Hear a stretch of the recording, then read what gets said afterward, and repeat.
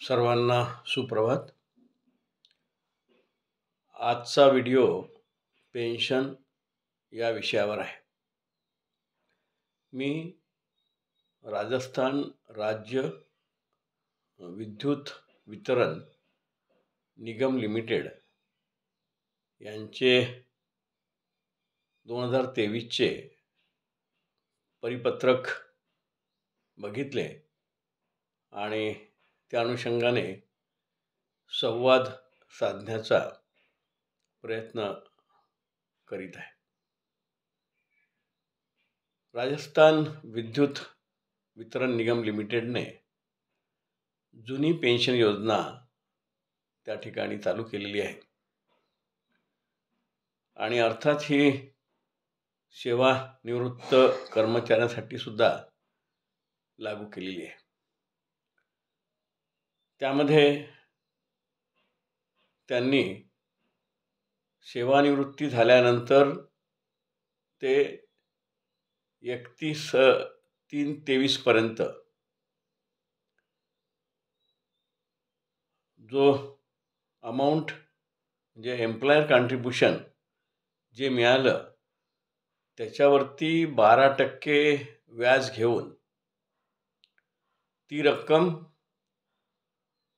त्या फंडामध्ये जमा करायची आणि मग 1/4/23 पासून त्यांना ती पेन्शन मिळेल। म्हणजे सेवानिवृत्तीच्या तारखेपासून ते मार्च 23 पर्यंत त्यांचं पेन्शनचं नोशनल फिक्सेशन होईल। नोशनल फिक्सेशन म्हणजे जेव्हापासून रिटायर्ड झाले त्या दिवसापासून जशी जशी पेन्शन त्यांना लागू होईल त्याप्रमाणे मार्च 23 पर्यंत किती पेन्शन येईल आणि त्या मार्च 23 पासून त्यांना पेन्शन ती लागू होईल। अर्थात ही महागाई भत्ता याच्यासोबत लिंकअप आहे। अशा प्रकारची जुनी पेन्शन योजना राजस्थान राज्य विद्युत निगम लिमिटेडनी चालू केली आहे। अर्थात यामध्ये राजकीय इच्छाशक्ती पाहिजे। राजकीय इच्छाशक्ती असेल तर जी जुनी पेन्शन योजना जी आहे ती त्या ठिकाणी चालू होऊ शकते। अर्थात त्या ठिकाणी CPF योजना ही कन्वर्ट होऊन त्या ठिकाणी GPF योजना म्हणजे गव्हर्नमेंट प्रॉव्हिडंट फंड योजना त्या ठिकाणी सुरू असेल आणि एम्प्लॉयर्स कॉन्ट्रिब्यूशन जो आहे तो एक भाग पेन्शनसाठी असेल। त्यानंतर मी युनिफाईड पेन्शन योजना जी आहे ती त्या योजनेचं केंद्र शासनाने आता 25 जानेवारीला त्याचं नोटिफिकेशन काढलेलं आहे। त्या युनिफाईड पेन्शन स्कीममध्ये सुद्धा आपल्या राज्य शासनाने ती लागू करत असल्याचे मागच्याच खेपेला जाहीर केलेले होते। केंद्र शासनाचा जो अध्यादेश म्हणण्यापेक्षा जे सर्क्युलर आहे किंवा त्यांचं जे रिझोल्युशन आहे जे फायनान्स सेक्शननी किंवा फायनान्स मिनिस्ट्रीनी ते जाहीर केलेलं आहे त्याच्यानुसार 10% of basic plus DA employers त्याच्यामध्ये 10% बेसिक प्लस DA हे सेंट्रल गव्हर्नमेंटच्या एम्प्लॉईजचं राहील आणि तेवढंच मॅचिंग कॉन्ट्रिब्यूशन 10% हे सेंट्रल गव्हर्नमेंटचं राहील आणि त्याला या ठिकाणी इंडिव्हिज्युअल पूल म्हणून त्या ठिकाणी तो कॉर्पस राहील, इंडिव्हिज्युअल कॉर्पस। त्याच्यानंतर ॲडिशनल 8.5% सेंट्रल गव्हर्नमेंट एक कॉमन पूल म्हणून त्यामध्ये कॉन्ट्रिब्यूट करणार 8.5% ऑफ बेसिक प्लस DA। असे इंडिव्हिज्युअल पूल आणि कॉमन पूल असे दोन पूल वेगळे राहतील। इंडिव्हिज्युअल पूल हा प्रॉव्हिडंट फंड रेग्युलेटिंग अथॉरिटी जी आहे ती त्याचं इन्व्हेस्टमेंट कसं करायचं ते ठरवेल. परंतु 8.5% बेसिक प्लस DA जे ॲडिशनल कॉन्ट्रिब्युशन सेंट्रल गव्हर्नमेंट आहे त्याचं इन्व्हेस्टमेंट कुठे करायचं ते सेंट्रल गव्हर्नमेंट ठरवेल. आणि त्यानुसार ज्यांची कमीत कमी 10 वर्ष सर्व्हिस झालेली आहे त्यांना मिनिमम पेन्शन ही 10,000 रुपये ही त्यांनी ठरवलेली आहे. क्वालिफाईंग सर्व्हिस आहे ती कमीत कमी 25 वर्ष आहे आणि 25 वर्ष पूर्ण झाल्यानंतर सर्व्हिस सेवा पूर्ण झाल्यानंतर सेवानिवृत्ती झाल्यास त्याला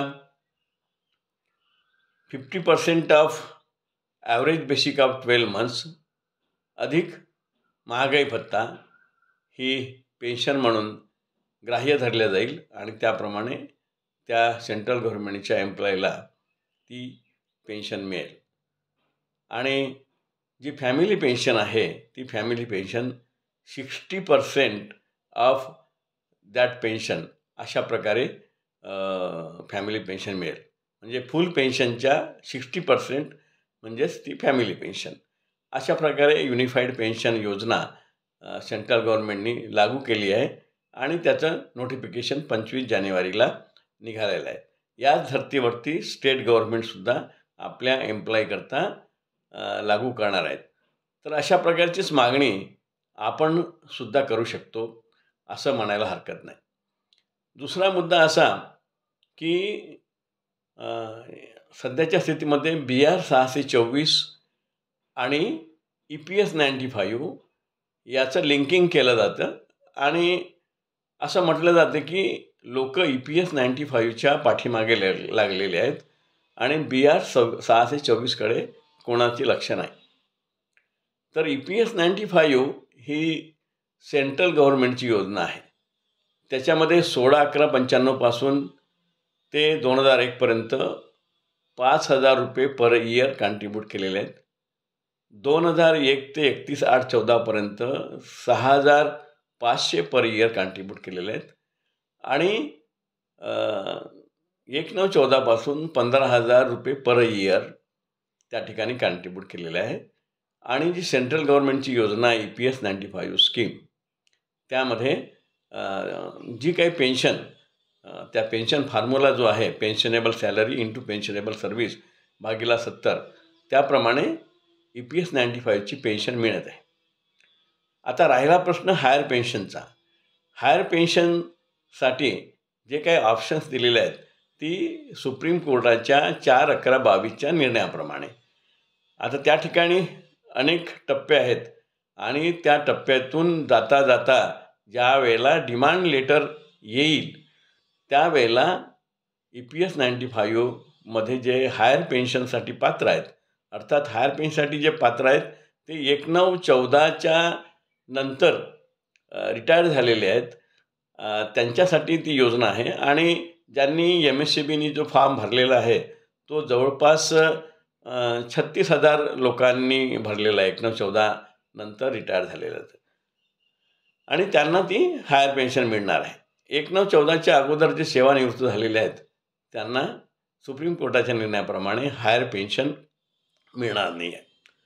आता BR 624 आणि EPS 95चा त्यामुळे संबंध जोडता येत नाही कारण ती सेंट्रल गव्हर्नमेंटची योजना आहे आणि सुप्रीम कोर्टाचं डिसिजन 4/11/22चा आहे आणि त्यानुसार EPS 95च्या बाबतीत ही मार्गक्रमणा सुरू आहे. त्यामुळे BR 624 आणि EPS 95 ह्या दोन वेगवेगळ्या गोष्टी आहेत. आता BR 624 ही 1316/2001 चा जो रिट पिटिशन आहे हायकोर्टात नागपूर खंडपीठामध्ये त्याच्यावरती 2017मध्ये त्याचा निकाल लागला. त्याच्यानंतर 2018मध्ये या आपल्या MSCB होल्डिंग कंपनीनी परिपत्रक काढून ते आम्हाला इम्प्लिमेंट करता येणार नाही असं त्या ठिकाणी म्हटलेलं आहे. आणि त्या अनुषंगाने 2018ला 5147 आणि 6950 अशा 2 रीट पिटिशन नागपूर खंडपीठामध्ये प्रलंबित आहेत. कोर्टामध्ये काय असते की जेव्हा एखादी केस टाकल्या जाते पेटिशनरतर्फे, त्यावेळेला त्या ठिकाणी दुसरी जी बाजू असते रिस्पॉन्डंटची ती पण असते आणि दोन्ही बाजू ऐकल्यानंतर त्या ठिकाणी जे न्यायालय आहे तो निर्णय देत असतो. त्यामुळे या ठिकाणी BR 624च्या संदर्भामध्ये दोन्ही बाजू ऐकून नंतर मग कोर्ट निर्णय देईल. अर्थात BR 624चा जो प्रवास आहे तो नागपूर खंडपीठ, त्याच्यानंतर सुप्रीम कोर्ट आणि जे काही हायकोर्टाचा निकाल आहे त्या निकालाप्रमाणे, म्हणजे रिव्ह्यू पिटिशनचा जो निकाल आहे त्या निकालामध्ये कुठल्याही प्रकारचा इंटरफिअर करणार नाही असं त्या ठिकाणी निर्णय दिलेला आहे सुप्रीम कोर्टाने. आता 6 फरवरीला 6950 आणि 5147/2018 या दोन्ही जे रिट पिटिशन आहेत त्या एकत्रित केलेल्या आहेत आणि त्याचा निकाल जो आहे त्याचं हिअरिंग 6 फरवरीला आहे आणि 6 फरवरीनंतर काय होईल, जो काही निर्णय असेल तो आपल्यासमोर येईल. परंतु BR 624 लागू करायचं असेल तर त्या ठिकाणी राजकीय इच्छाशक्ती पाहिजे आणि BR 624 हा एम्प्लॉयर कॉन्ट्रिब्युशन जे आहे त्या कॉन्ट्रिब्युशनच्या माध्यमातून ती पेन्शन योजना 50% ऑफ बेसिक आणि महागाई भत्ता हा दिला जाणार आहे. आणि त्यामुळे एम्प्लॉयर कॉन्ट्रिब्युशन जे आहे तो एक भाग, त्याच्यानंतर राजस्थान विद्युत निगम लिमिटेडनी त्यांच्या रिटायर्ड एम्प्लॉईजना पेन्शन देताना जेव्हापासून रिटायर झाले ते 31/3/23पर्यंत 12% व्याजाने ती रक्कम घेतली आहे आणि त्याच्यानंतर नोशनल पे फिक्शन करून त्यांना पेन्शन दिली. आणि त्यामुळे अशाच प्रकारे आपल्याला त्या ठिकाणी राज्य शासनाला हे बाध्य करता येईल किंवा राज्य शासनाला विनंती करता येईल, BR 624 जर लागू करायचा असेल तर राजकीय इच्छाशक्तीशिवाय काहीही होणे नाही. म्हणजेच महाराष्ट्र शासनाला जर असं वाटलं की BR 624 हा लागू करावा तर महाराष्ट्र शासन त्याच्यातून मार्ग काढू शकेल. कारण याच्यामध्ये 2009मध्ये महाराष्ट्र शासनाने आम्ही कुठलीही हमी घेणार नाही असं एक सर्क्युलर महाराष्ट्र शासनाचा निर्णय आहे. त्याच्यानंतर 2018मध्ये MSEBचा निर्णय घेतला आहे, म्हणजे MSEB होल्डिंग कंपनी, की आम्ही हे इम्प्लिमेंट करू शकणार नाही फायनान्शियल कन्शियसमुळे. त्याच्यामुळे या ठिकाणी महाराष्ट्र शासनच काय तो निर्णय घेऊ शकतो आणि म्हणून महाराष्ट्र शासनाचे जे मुख्यमंत्री आहेत किंवा ऊर्जा मंत्री आहेत त्यांनी या बाबतीत निर्णय घ्यायचा आहे आणि त्यासाठीच त्यांच्याशी प्रत्यक्ष भेटून या संबंधात चर्चा करून हा निर्णय लावायचा आहे. त्याच्यामुळे जे कोणाला असं वाटते की EPS 95च्या पाठीमागे लागले आहेत आणि BR 624 कडे दुर्लक्ष होत आहे, हे पूर्णतः चुकीचं आहे. कारण BR 624 आणि EPS 95 हे डिफरंट आहेत आणि BR 624 जर लागू झाला तर EPS नियमाप्रमाणे EPS 95मध्ये जी काही रक्कम जमा आहे ती या BR 624च्या पेन्शन फंडामध्ये ती वळती होईल.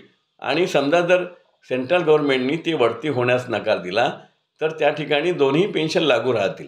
राजस्थान राज्य निगम लिमिटेडनी याच्यासाठी प्रयत्न केला, परंतु आपल्या सेंट्रल गव्हर्नमेंटनी जो काही फंड त्यांच्याजवळ आहे तो त्यांनी राजस्थान विद्युत निगम लिमिटेडला दिला नाही आणि त्याच्यामुळे त्यांना दोनही पेन्शन, म्हणजे पेन्शनेबल सॅलरी इंटू पेन्शनेबल सर्व्हिस भागिले 70 या सूत्राप्रमाणे जी काही पेन्शन त्यांना मिळते 3000, 2500, 2000, 1500 वगैरे ती त्यांना मिळत आहे. आणि इन ॲडिशन टू दॅट ही सुद्धा पेन्शन त्यांना स्टेट गव्हर्नमेंटसारखी, म्हणजे 50% ऑफ बेसिक प्लस DA ही पण त्यांना पेन्शन मिळत आहे. कारण त्यांनी रिटायरमेंटनंतर ते 31/23पर्यंत 12% व्याजाने जे काही एम्प्लॉयर कॉन्ट्रिब्युशन मिळालं होतं रिटायरमेंटच्या वेळेला ते पूर्णपणे त्या ठिकाणी भरलेले आहेत त्या पेन्शन फंडामध्ये आणि त्याच्यानंतर 1/4/23 पासून नोशनल पे फिक्सेशन झाल्यानंतर त्यांना ती पेन्शन मिळत आहे. माझ्याकडे ती पेन्शनची ऑर्डरसुद्धा आहे राज्य विद्युत निगम लिमिटेडची. तेव्हा कृपा करून या ठिकाणी BR 624 आणि EPS 95चा लिंकिंग करू नये. आपल्याकडे भरपूर पर्याय एक राजस्थान राज्य विद्युत निगम लिमिटेडचं सर्क्युलर आहे. त्याच्यानंतर युनिफाईड पेन्शन योजना आहे.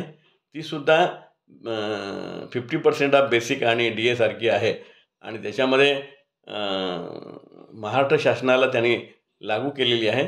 तर ती आपल्या ज्या विद्युत कंपन्या आहेत त्या कंपन्यांच्या एक्झिस्टिंग कर्मचाऱ्यांना आणि निवृत्त कर्मचाऱ्यांना युनिफाईड पेन्शन स्कीम ही लागू होऊ शकते आणि पेन्शन ही महत्त्वाची बाब असल्यामुळे त्या ठिकाणी जे काही संघटनेचे नेतृत्व आहेत त्यांनी यासाठी प्रयत्न करायला पाहिजे आणि अर्थात मी सांगितल्याप्रमाणे राजकीय इच्छाशक्ती असल्याशिवाय या पेन्शनबाबत कुठलाही निर्णय होणे नाही आणि म्हणून पहिले आपल्याला राजकीय इच्छाशक्ती ती प्रबळ करावी लागेल आणि राजकीय जे सध्या सत्तेत आहेत त्यांनी या ठिकाणी त्यांच्याशी चर्चा करून त्यांनी त्यांच्याकडून होकार घ्यावा लागेल.